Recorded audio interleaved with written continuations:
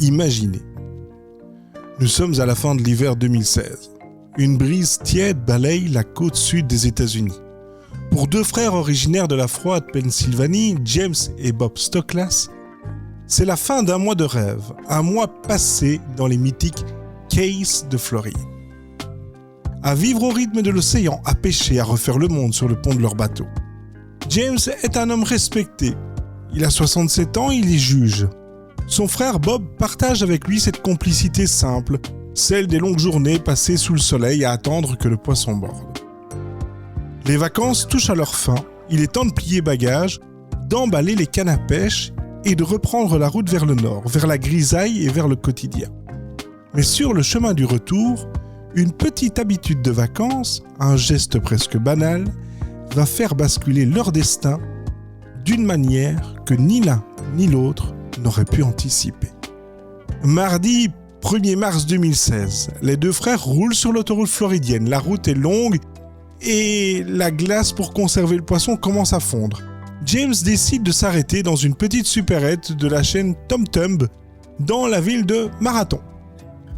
Pendant qu'ils règlent leurs achats à la caisse, les affiches lumineuses du Powerball, la célèbre loterie américaine, clignotent au-dessus de leur tête. Le jackpot a atteint des sommets vertigineux. Dans un esprit de franche camaraderie, comme on jette une pièce dans une fontaine, James achète quelques billets. Bob, qui n'est pas en reste, fait de même. Ce sont des tickets générés aléatoirement par la machine, quelques dollars dépensés pour prolonger un peu le rêve des vacances avant de reprendre le volant. Ils rentrent finalement en Pennsylvanie. Les jours passent, les billets de loterie, eux, dorment tranquillement dans leur portefeuille, presque oubliés. Avant de continuer cette histoire, je vous invite à vous abonner à ma page Facebook, Les Histoires de Papa Mika, ou bien encore à votre plateforme d'écoute préférée. C'est le plus important et surtout de partager ce podcast. C'est ça qui me fait avancer. Mais on va continuer avec l'histoire du jour. Nous sommes le vendredi matin, quelques jours plus tard. James a repris sa routine de juge en Pennsylvanie. Comme tous les jours, il est attablé dans son dîner préféré, prenant son petit déjeuner avec un ami. Vous savez, ces restaurants typiquement américains. Par réflexe, en sirotant son café, il sort son smartphone pour vérifier les résultats du tirage du Powerball de la veille. Il compare les chiffres à l'écran avec ceux du morceau de papier froissé qu'il vient de sortir de sa poche. Le 12, le 13, le 44, 52, 62 et le numéro Powerball, le 6. James clique des yeux. Il regarde à nouveau. Les chiffres correspondent, tous les chiffres. Il vient à cet instant précis, au milieu de l'odeur du bacon grillé et du café filtre, de remporter le jackpot exclusif de, accrochez-vous bien, 291,4 millions de dollars. Tremblant d'émotion, il se lève et annonce à la cantonade qu'il paye le petit déjeuner pour tout le restaurant. Puis il attrape son téléphone et appelle sa famille. Il appelle son frère Bob.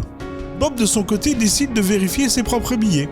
La chance a-t-elle frappé 2 fois dans la même famille? La réponse est oui. Bob a aussi des numéros gagnants. Enfin, juste assez pour remporter un petit quelque chose. Et c'est ce que nous allons découvrir. La famille affrète un jet privé pour retourner en Floride, au siège de la loterie de Tallahassee, afin de réclamer les gains. James choisit de percevoir la somme en un seul versement, ce qui lui laisse, après taxe, un magot hallucinant, mais quand même, je vous rappelle qu'il avait gagné plus de 300 millions de dollars. Là, après impôt, il n'en lui en reste plus que, entre guillemets, 191 millions de dollars. Mais c'est là que l'histoire d'ordinaire classique pour les gagnants du loto prend une tournure absolument géniale. Les responsables de la loterie de Floride ont beaucoup d'humour. Ils savent que Bob a lui gagné avec le billet acheté le même jour, au même endroit. Son gain, 7 $. Lors de la traditionnelle conférence de presse, ils impriment le fameux chèque géant de présentation pour James, mais ils en impriment un second, tout aussi grand, tout aussi officiel, au nom de Bob Stoklas, d'un montant de 7 $. La photo officielle de remise des gains est immortalisée, on y voit James, un sourire radieux, et tenant son chèque de 291 400 000 $. On lui a presque pris la moitié quand même en impôts. Je dis ça, je dis rien. Et juste à côté de lui, épaule contre épaule, le visage fermé, prenant la pose avec le plus grand des sérieux et tenant fièrement son chèque géant de 7 $, il y avait son frère. Cette image va faire le tour de l'internet à la vitesse de la lumière. Bob, avec ses 7 malheureux dollars, va voler la vedette à son millionnaire de frère. James n'a pas gardé cette fortune égoïstement. Il a immédiatement mis sa famille à l'abri, financé des associations et bien sûr il a partagé avec Bob. Mais pour l'éternité et pour les archives du web, Bob restera le grand gagnant du cœur. L'homme qui a assumé avec un humour pas sans rire la cruelle ironie du hasard.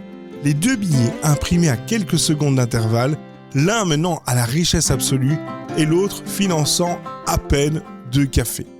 La morale de cette histoire ? Le hasard dans la vie distribue rarement les mêmes cartes à tout le monde.